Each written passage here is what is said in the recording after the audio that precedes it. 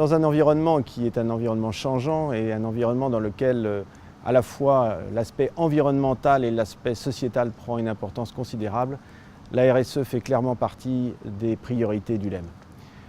Au moins pour deux raisons. La première, c'est l'importance du dialogue avec les patients qui jouent, on le sait maintenant, un rôle majeur dans le bon usage des médicaments.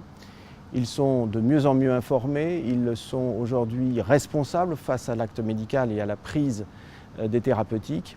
Et le rôle qu'ils peuvent jouer dans le bon usage des produits et dans la bonne observance de ceux-ci est un facteur essentiel de la pérennité du système de soins.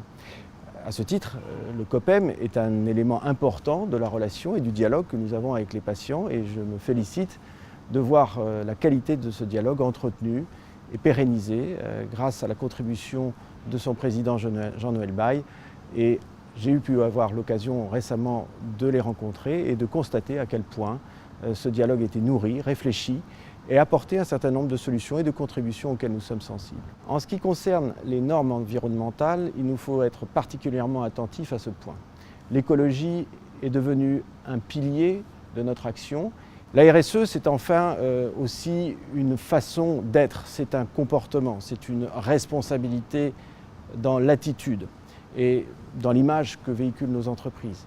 Je souhaite que cet axe-là soit porté également dans nos priorités stratégiques, qu'il y ait une responsabilité collective et une sensibilité collective à faire de nos entreprises de belles entreprises, c'est-à-dire des entreprises qui sont regardées comme un exemple, comme une solution et comme une solution de société, c'est-à-dire un tissu qui noue les relations entre les hommes et qui permet de contribuer ainsi à une dimension sociale dans notre pays qui en a grandement besoin et qui a besoin de ce renfort-là pour trouver une issue dans la croissance à la fois de l'économie et de l'emploi.